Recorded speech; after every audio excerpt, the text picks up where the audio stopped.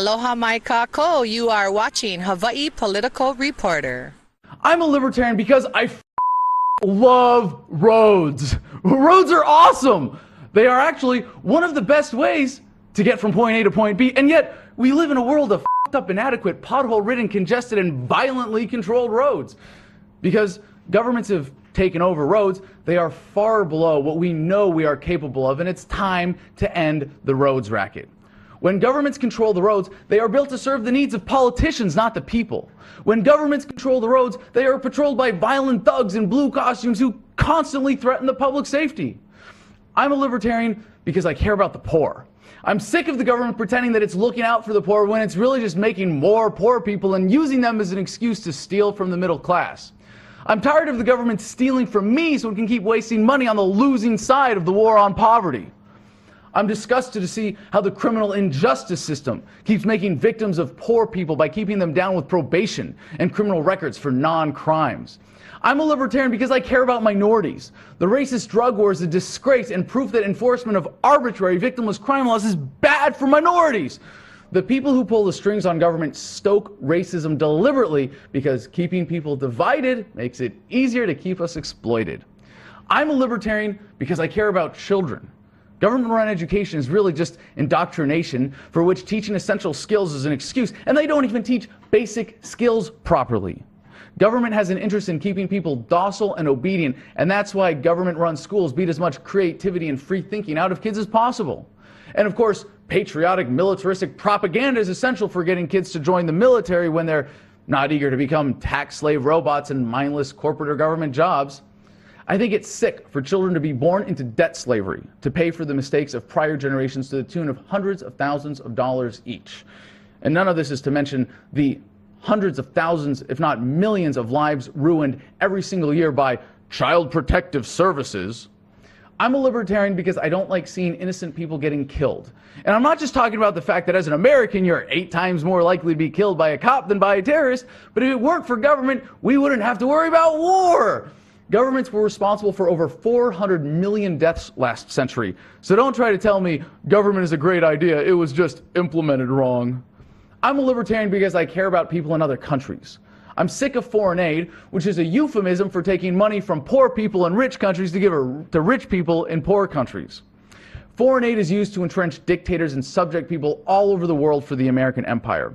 If the governments of first world countries didn't drive medical prices so high with regulation, life-saving technologies would be more available to people who can't afford them today. Oh, and in case you haven't noticed, most terrorists come from countries that the government has been with. Yeah, surprise, surprise. The CIA calls it blowback because people don't like having their countries invaded and seeing innocent people killed in the name of liberation. I'm a libertarian because I care about public safety. Trusting police with providing safety services is insane. Yes, individual criminals are a real problem, but using government to fight crime is like using cancer to treat flatulence. The last thing we should be doing with the most dangerous criminal sociopathic minds in America is electing them to public office and hiring them to jobs where they get to dress up in blue costumes and carry a badge and a gun and have legal immunity from having responsibility for their actions. It is a predictable consequence of turning to a criminal organization with no accountability to the people it's allegedly serving that cops routinely shoot dogs, beat protesters, and kill innocent people because they felt threatened. Oh, you think the ballot box is accountability? How's that working out for you? I'm a libertarian because I care about workers' rights. You have a right to work for whom you want, when you want, and under whatever terms you can get them to agree to without having half of your income stolen by government.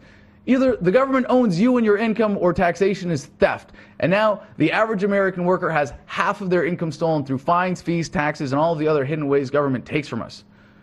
And that's not even counting the inflation tax. Governments always end up being bought off by rich people who control corporations, and because people think government is necessary and good, now those assholes have armies at their disposal. I'm a libertarian because I care about old people. I'm sick of them having to eat cat food because government has taken over the retirement racket with Social Security and then robs old people of the purchasing power of their benefits and savings through inflation. I want to be able to take care of my parents, and I want everyone to be able to save for retirement and get help from honest people, not those who run Social Security. I'm a libertarian because I care about the environment.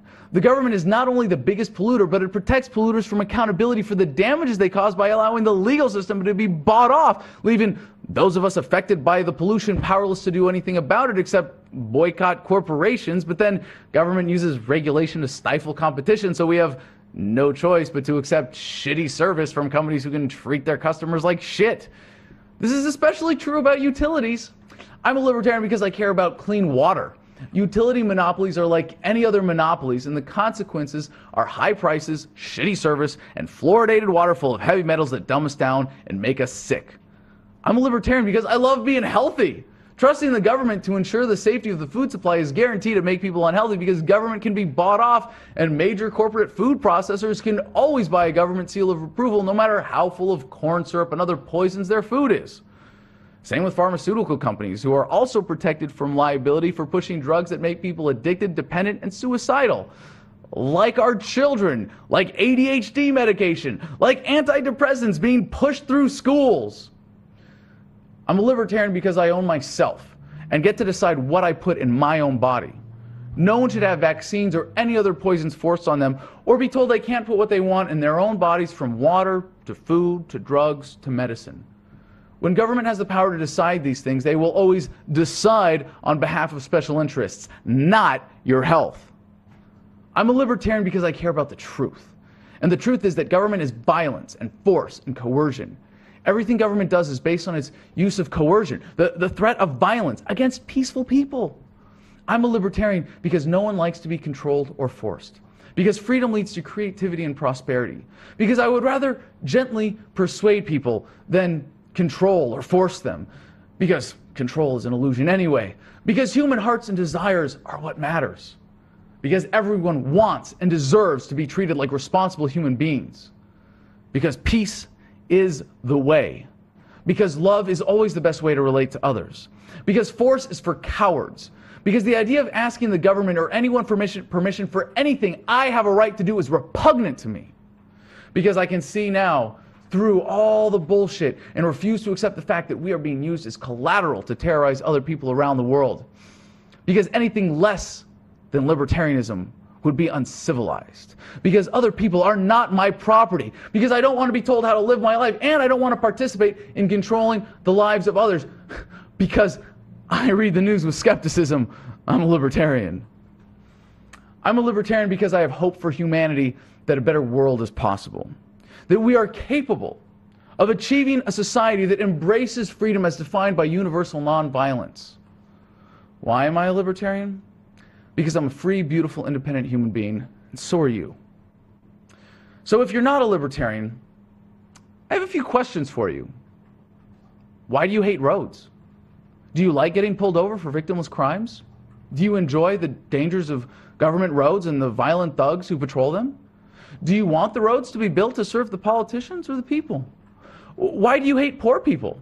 Or do you just like poor people so much that you like how government is always making more of them? Why do you hate children and support a system that destroys their lives, health, families, and future? Why do you want to sell children into debt slavery? Why do you want violent thugs to be responsible for the development of their minds? Why do you support a system that threatens you with death for disobedience? Why do you think we can be protected by people who are constantly violating our rights?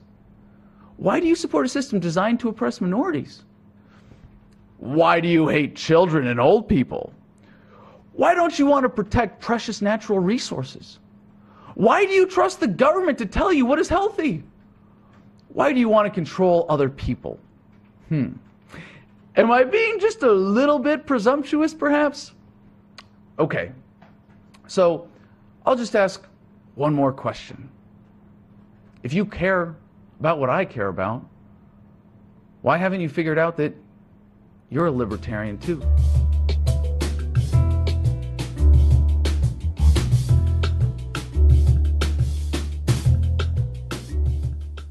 Welcome back to the New World Next Week. I'm James Corbett of CorbettReport.com. And I'm James Evan Pilato of MediaMonarchy.com, reminding you, as always, you can check out NewWorldNextWeek.com for everything you need related to this show that you're watching, episode 191 of the New World Next Week. James, we'll begin with a story we've touched on all throughout the life of New World Next Week, and it's something we want to keep the audience and ourselves up to date with. and that is the constant moving of the goalposts, the constant lying and obfuscation, and folks just asking for a justification. Federal judges order Obama to release memo justifying assassinations of Americans. This coming from the always informative allgov.com. The Obama administration has been ordered by a panel of federal judges to release its legal justification for assassinating Americans suspected of terrorist ties. Critics of the controversial program have sought the legal memo in question since the 2011 killing of Anwar al-Awlaki, a U.S.-born cleric who died in Yemen following a drone strike. The Obama White House has insisted that the government can lawfully assassinate Americans who join up with terrorist organizations. In the case of al-Awlaki, his purported ties to al-Qaeda justified the decision to target the man from New Mexico. But the administration had been unwilling to reveal the legal document that formed the basis for killing al-Awlaki and others like him. This refusal prompted the American Civil Liberties Union, the New York Times, and even two of their reporters, Charlie Savage and Scott Shane, to sue the Obama administration to force the memo's release. James, we've seen this push back and push away time and time again. Can this reach the point of them actually producing the justification? More to the point, even if they do, how long will that actually stay in the news cycle? How long will Americans even care about it? And I say that not flippantly. Remember, it was 9 years ago now that John Yoo was questioned by Doug Castle. If the president deems that he's got to torture somebody, including by crushing the testicles of the person's child, there is no law that can stop him. To which John Yoo says, no treaty. And Doug Castle says, also no law by Congress. This is what you wrote in the August 2002 memo. And John Yoo said, I think it depends on why the president thinks he needs to do that. Which is one of the most disgusting things that has ever been propounded by any sort of legal counsel for the White House imaginable, or any government administration. The idea that that could be justifiable depending on what's necessary. And that, as unbelievable as that exchange is, it's there in not only in black and white, there's actual audio recording of it. You can go and listen to John Yoo saying this. And what has resulted from that? Hardly anyone even knows that John Yoo ever said that. The few people that do and follow him around and continue to protest him, as they should, have largely been sort of drowned out of the debate. I mean, yeah, they've followed him around, they've protested him at various events, but that's about it. And what did that change about U.S. policy? Well, pretty much nothing. It contributed nothing whatsoever. So even if they come out with the legal counsel that says, yep, president can kill anyone he wants, including Americans, anytime, anywhere, that's the law, because, you know, if he deems it necessary, it won't be significantly different from the idea of torturing someone's children in order to, you know, stop a terrorist attack or whatever ridiculous scenario they come up with. And that resulted in nothing. So I'm going to say, yeah, they might come out with it, and I don't think it'll result in anything. Well, and I think even what you're referring to there is some sort of mythical 24 TV show like terrorist scenario where we've just got to, you know, kill someone's child to get information. James, John Yoo wasn't in my show notes. We didn't talk about this pre-show. And even as you mentioned his name, it came flooding back to me. I had forgotten about John Yoo. And that's not 9 years ago? December 1st, 2005. That's under the other guy. So I think your point is well made.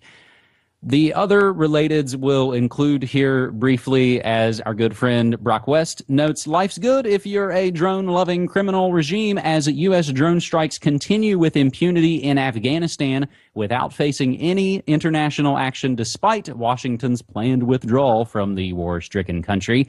Meanwhile, in Spain, makers say don't worry about privacy as the civilian drone industry takes off in sunny Spain. That via Global Post.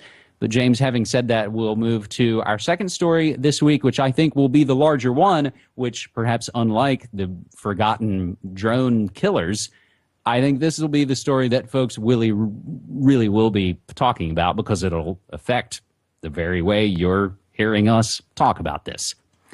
FCC finally announces new rules that will kill net neutrality. This from Boing Boing, noting that the Wall Street Journal was the first to report that the FCC, the Federal Communications Commission, will propose new internet rules today, that's April 24th, 2014, that will allow content companies to pay internet service providers for special access to consumers. Under the new rules, service providers may not block or discriminate against specific websites, but they can charge certain sites or services for preferential traffic treatment if the ISP's discrimination is, quote-unquote, commercially reasonable. Bye-bye net neutrality and the internet as we know it. Hello, greater connectivity gap between rich and poor in America. Boing Boing helpfully points out, for what it's worth, the FCC's current chairman, Tom Wheeler, previously worked as a venture capitalist and a lobbyist for the aforementioned cable and wireless industry. Even the New York Times writes the new rules, according to the people briefed on them, will allow a company like Comcast or Verizon to negotiate separately with each content company, Netflix, Amazon, Disney, Google, and charge different companies different amounts for priority service. That, of course, could increase costs for content companies, which would then have an incentive to pass on those costs to consumers as part of their subscription prices. Netflix just announced a couple of days ago they're going to up their streaming rates. Proponents of net neutrality have feared that such a framework would empower large, wealthy companies and prevent small startups, which might otherwise become the next Twitter or Facebook, for example, from getting any traction in the marketplace. James, the other way to look at this is possibly Internet 2 that we've talked about for a long, long time. So even CNN calls it the Internet fast lane. Big companies may soon be able to pay to have their websites load faster. James. Well, it's important to differentiate between what's the internet infrastructure and what the ISPs, the internet service providers, are doing. And this is an ISP policy that they can choose to implement, I guess, under these new guidelines or whatever. I think the underlying principle of this is everyone is for net neutrality except for the big multi-billion-dollar corporations and the internet giants that will benefit from being able to pay to get their stuff piped through faster. So the vast majority, 99% of the internet population, is for net neutrality. So who should we be relying on to enforce that, to make sure that happens? Should it be the FCC that is admittedly and undeniably in bed with these corporations that lobby it to the tune of untold millions of dollars behind the scenes every year to try to get these net neutrality laws stricken down? The principle here is that if you give the government the power to regulate the internet in terms of ISPs have to do these arbitrary things, or they can't do these arbitrary things, or they can do these things in certain situations, then you've just ceded the game to these big corporations that own the FCC. How much input do you or I have over what the FCC decides to do, or the government regulatory agency of any country that we might happen to be living in? Pretty much zero. I mean, we have zero say in this. The corporations have a much bigger say. So should we leave it to the government to decide this? Of course not. What are the alternatives?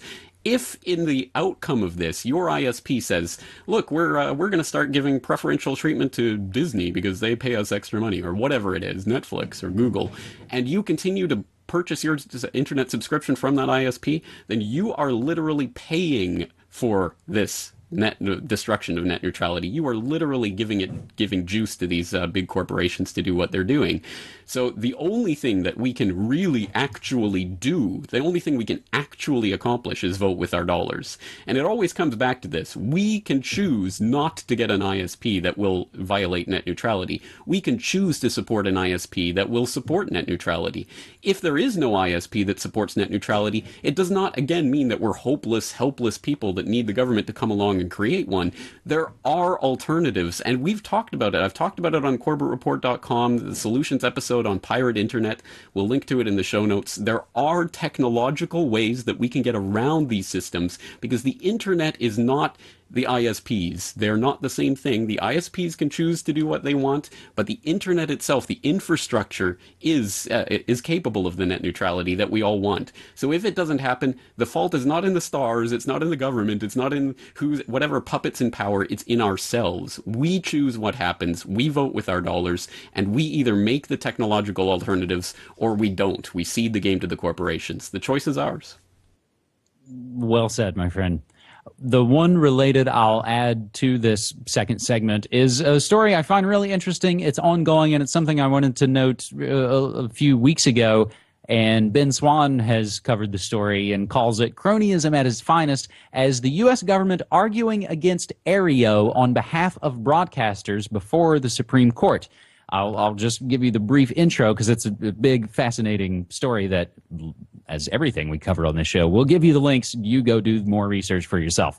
The United States Supreme Court has begun hearing arguments over whether or not streaming company Aereo can continue to share broadcast content with customers without paying a fee to those broadcasters. The case is American Broadcasting Companies Incorporated versus Aereo Incorporated, which is funded by Barry Diller, who is no small player in the broadcast game anyway. So again, I implore you to go check that out. As we move, James, to our third and final segment this week, and perhaps we could even call it another segment of good news. Hashtag MyNYPD attracts photos of police violence and abuse. When the NYPD's Twitter account asked people just a few days ago to tweet photos of their interactions with the New York Police Department and tag them hashtag MyNYPD, the outcome was pretty predictable. People who feel that the NYPD stands for unchecked brutality, mass-scale stop-and-frisk racism, and the violent defense of the ultra-rich, combined with the official impunity, flooded the tag with photos of NYPD violence, and we will provide some of those links for you. As DigiStrategist notes on Twitter, the folks behind hashtag MyNYPD are learning the tough lesson right now, and I think we kind of see this with a lot of corporations who think people are just going to line up to sort of kiss their feet and kiss their butts and talk about how much we love their corporate crap. So there are some pretty brutal photos and things that have been tweeted back out using hashtag MyNYPD. But I think, James, it's another fascinating case of people kind of turning the tables on these sort of ham-fisted publicity stunts. It certainly is, and I think you're exactly right. It's so bizarre that whoever came up with this thought it would never backfire like this. That would be my first thought if I was in that position in the NYPD. How are people going to actually use this hashtag? And I mean, it's so obvious that people would pick up on that, but at any rate, yeah, it's a good sign that people are not asleep at the switch, and people will shove this back in their face. But I guess this raises an interesting question. It's a kind of a fun story, but it has a serious angle to it. I guess there are the people who say, well, this is how they're going to collect the information on who's against the NYPD, and they can use this as kind of a surveillance tool. And then there's the other people who say, well, screw them, and who cares? We're still going to use this against them because it's the propaganda war. Which side of that line would you come down on? I think something like this, when it blows up so large, I don't know that the amount of retweets and the amount of coverage the story has gotten would give them any greater insight into folks who don't like them more than they probably already have. Yeah. Now, if you extrapolated this out and tried to play it out in other towns and cities, that could turn into a real problem. But in New York City, you have... Yesterday, our Facebook page was, we hope, temporarily suspended because of a meme that I posted showing one of Obama's drone strike victims, a very young girl, who is sitting on a bench, clearly in agony, covered in burn wound dressings. She has a white, I think some kind of cream on her face, like a burn treatment. She is wrapped in gauze. Obviously, she has her dress sitting next to her on the bench that she can't wear because she's covered in burns and has to be treated for that. And this is a real important picture to share with people to understand the grisly reality of Obama's foreign policy. And it's hundreds of children that have been killed as a result of this foreign policy, a significant number as well who have been injured and burned and maimed like this, probably a lot more, and far more that innocent people in general that have been killed, and family members of these people who just disappear in a cloud of vapor because the drone strike policy, and we've heard confessions from drone strike operators that they kill kids on a regular basis. We know this happens, and we put up a blog post about this if you want to check it out at AdamVersusTheMan.com called "Facebook AIDS Obama War Crimes Cover Up." The other part of this meme is the word forward, which came from the Obama logo with the D crossed out, so it says for war. And I think it's really important for people to recognize that Obama is just as much a foreign policy racketeer as Bush or any other American president. In fact, he's probably gotten away with spending more money on military adventurism than any president before him.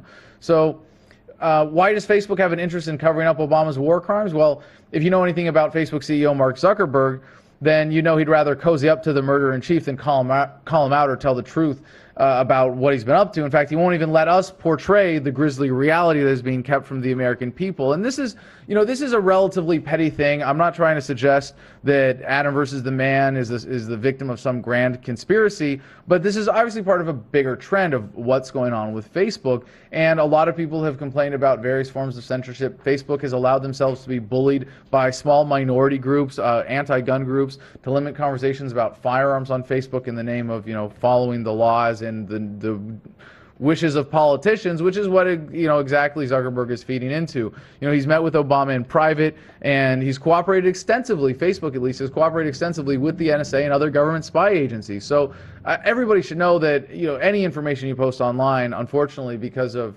the platforms that we use and the nature of American corporatism, you have to expect that it can be made available to the government or can be made public. So we tried to log in yesterday, and we're told that this photograph violated the community guidelines. Now, these are deliberately vague in order to allow this kind of blatant censorship.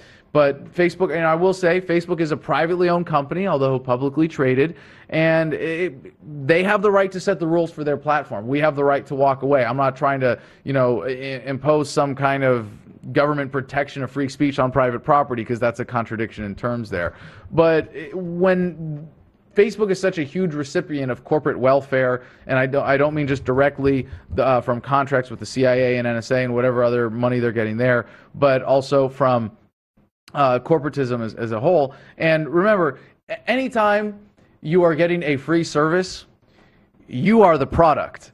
That's right. They are selling your attention to advertisers. They are selling your information to people that want to market to you. They are selling your data to government agencies. And even if the transfer isn't always direct and transparent, we know that the exchange is happening. We know why they're doing this. So now you might say, well, Adam, you're showing a girl who's half naked, and she is in this photo. It's obviously not kiddie porn. No one in their right mind would mistake it for that. But it is a graphic photo, and the community guidelines say that they want to respect things that are of personal importance. They specifically point out like breastfeeding or the statue of David. So you can have like a naked dude standing there with his cock in your face, a nice stone dick right in the middle of your computer screen. That's cool. But seeing like the grisly reality of war, no, we can't share that. That's inappropriate for Facebook. Beheadings are shown all over the time shown all over the place all the time on Facebook. And the reason those aren't censored is that they're done by Obama's enemies. They're an excuse for more for more government terrorism. It's like making people afraid of others. But when you want to portray the crimes of the American government, no, Facebook's going to censor that as a good corporate citizen of the empire. So, we're hoping to have our page fully functional again, but I'm not really all that concerned. I mean, Facebook has become just a juvenile conversation, and we know that there are broader patterns of disempowering activists on Facebook and pages that are politically active, and there's some belief that it's been around conservative groups, and that sort of makes sense as a general trend, but obviously it's broader than that. It's about people who are challenging the Obama administration or challenging the American government.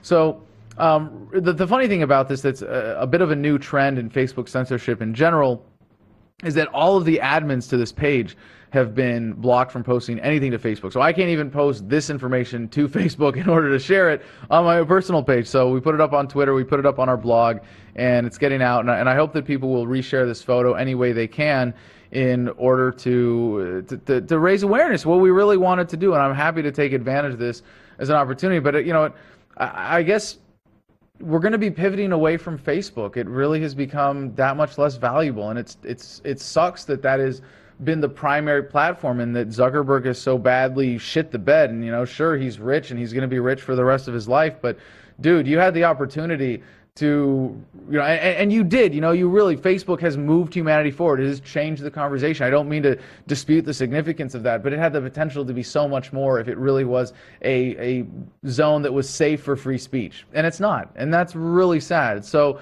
I don't know. I guess Facebook has now become the kids' table, and the adults are going to go somewhere else to have an adult conversation. American Constitution, 1913, up in the system. Devalue dollar, hyperinflation.